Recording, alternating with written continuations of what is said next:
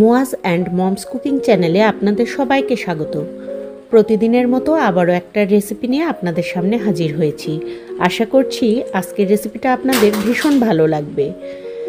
আমরা কিন্তু সিজন টাইমে অনেকটা সজনে নষ্ট করে ফেলি এবং খুবই কম দামে বাজারে কিনতে পাওয়া যায়।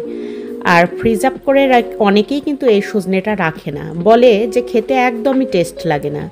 সেই রেসিপিটাই আজকে আপনাদের সঙ্গে শেয়ার করব, কিভাবে সুস্বাদু সজনে আপনারা রান্না করবেন এবং সেটা ফ্রিজ আপ করা। আসসালামু আলাইকুম বন্ধুরা, আশা করছি সবাই অনেক ভালো আছেন।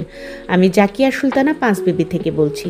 তো প্রথমেই দেখতে পেলেন সজনে নিয়েছি, তার সঙ্গে পেঁয়াজ, কাঁচামরিচ, জিরা নিয়েছি, আর এখানে তেলাপিয়া মাছ, আর এখানে আলু সেদ্ধ নিয়েছি 7টা। আপনারা চাইলে আলুটা কম বেশি করে নিতেই পারেন। এগুলো খুব সুন্দর করে ম্যাশ করে নিয়ে একটু পানি দিয়ে গুলে নিচ্ছি। এতে করে আলুটা দলা বেঁধে থাকবে না, রান্না করতে কষানোর সময় খুব সহজ হবে। আর এখানে প্যান গরম করে প্যানের মধ্যে সর্ষের তেল দিয়ে দিলাম 3 টেবিল চামচ পরিমাণ, তার সঙ্গে হাফ কাপ মতো পেঁয়াজ কুচি আর 3-4টে কাঁচামরিচ ফালি দিয়ে এগুলো ভেজে নিচ্ছি।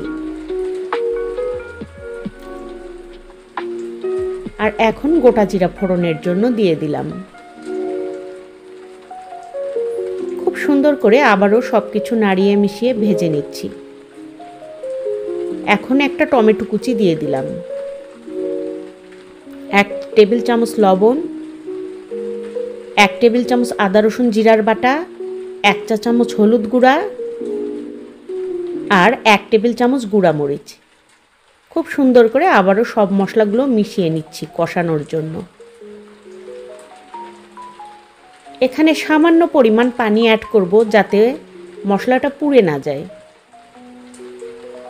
তো এটা এখন ঢাকনা দিয়ে ঢেকে কষিয়ে নেব।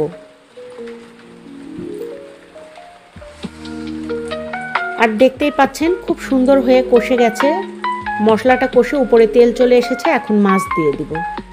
মাছটা কিন্তু ভেজে নিইনি, কারণ আমাদের বাড়িতে তেলাপিয়া মাছটা ভাজলে খুব একটা পছন্দ করে না। তেলাপিয়াটা খুব নরম মাছ, তাই এরকমই আমরা খেতে পছন্দ করি। আপনারা চাইলে অবশ্যই ভেজে নেবেন। আর খুব ভালোভাবে এগুলো কষিয়ে তুলে নিচ্ছি।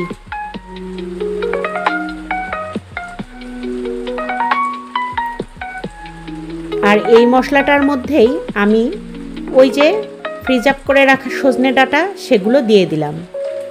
আমি যেহেতু কেটে বেছে খুব সুন্দর করে ধুয়ে এটা ভাপিয়ে রেখেছিলাম, সেই জন্য আমাকে আর ধুয়ে নিতে হয়নি, এরকমই দিয়ে দিলাম। আর তার সঙ্গে ম্যাশ করে রাখা পানি দিয়ে গুলিয়ে রাখা আলুটাও দিয়ে দিলাম। ঝোল দিয়ে কষিয়ে নিচ্ছি। ঢাকনা ওপেন করে দেখিয়ে দিচ্ছি, দেখুন কত সুন্দর গলে গেছে সজনেটা। আর মনে হচ্ছে এক্ষুনি গাছ থেকে পেড়ে নিয়ে এসে রান্না করা হচ্ছে, এতটাই সুঘ্রাণ ছড়িয়েছে চারদিকে। মাছটাও ঝোলের মধ্যে দিয়ে দিলাম, আর মাছের বাটিটা ধুয়ে একটুখানি পানি দিলাম। আর লবণটা চেক করে আবারও একটুখানি লবণ অ্যাড করে দিলাম। অনেকেই যারা বলেন যে ফ্রিজে রাখা সজনে খেতে ভালো লাগে না, আমি বলছি এইরকম করে একবার আপনারা খেয়ে দেখবেন তো একদম ফ্যান হয়ে যাবেন। আর এখন আমি ভাজা জিরের গুঁড়া দিয়ে দিচ্ছি। রান্নাটা আমার একদমই শেষের দিকে। সজনে ডাঁটা আমি দেখেছি যারা ফ্রিজ থেকে বের করে অনেকেই শুকনো করে রান্না করে, ভাজি করে রান্না করে। যেহেতু আমরা এটা ফ্রিজে রেখেছি, এটা একটু ঝোল ঝোল এরকম করে রান্না করবেন, তাহলে খেতে খুবই ভালো লাগবে। আপনি একদম বুঝতেই পারবেন না যে এটা আপনি ফ্রিজে রাখা সজনে খাচ্ছেন, মনে হবে একদম টাটকা তাজা ফ্রেশ সজনে খাচ্ছেন। আর এতটা টেস্টি হয়েছিল এটা, কি বলবো আপনাদের। তো বন্ধুরা, এতক্ষণও যারা আমার ভিডিওর সঙ্গে আছেন, একটা লাইক এখনও দেননি, দয়া করে একটি লাইক দিয়ে ভিডিওটি কন্টিনিউ করবেন। আর আজকেই যদি আমার চ্যানেলটি নতুন ভিজিট করে থাকেন, তাহলে পাশে থাকা বেল আইকনটি বাজিয়ে দিবেন অবশ্যই সাবস্ক্রাইব করার সঙ্গে সঙ্গে। আর অল অপশনে একটা প্রেস করে দিবেন অথবা ক্লিক দিয়ে দিবেন। তো বন্ধুরা, আমার ছেলের জন্য আমি এটা বাটিতে পরিবেশন করে দিচ্ছি। এখন আমার ছেলে স্কুল থেকে চলে এসছে, সে এখন দুপুরবেলা খাবার খাবে। আজকে একটা তরকারিই করেছি, আর এরকম একটা রেসিপি হলে একদম এক রেসিপিতেই বাজি মাছ, সবাই তৃপ্তি ভরে চেটে পুটে খাবে। আর আমি খেয়ে নিচ্ছি সবার শেষে। অনেক দিন আলু দিয়ে এরকম তরকারি আমার খাওয়া হয় না, তবে আজকে আলুর তরকারি খাচ্ছি, কারণ সজনে দিয়ে এত সুস্বাদু রান্না না খেলে ভীষণ মিস করে যাব। আজ আর ডায়েটের কথা চিন্তা করছি না।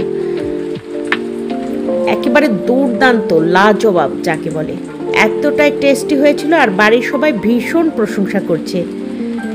তো বন্ধুরা, সময় থাকতে সজনে ডাঁটা এভাবে সংরক্ষণ করে কিন্তু আপনারা বাসায় খেতে পারেন। তো রেসিপিটা ভালো লাগলে লাইক, কমেন্ট, শেয়ার দিতে ভুলবেন না। আর সেই সঙ্গে সব পুরাতন বন্ধুদের জানাচ্ছি অসংখ্য ধন্যবাদ। আল্লাহ হাফেজ।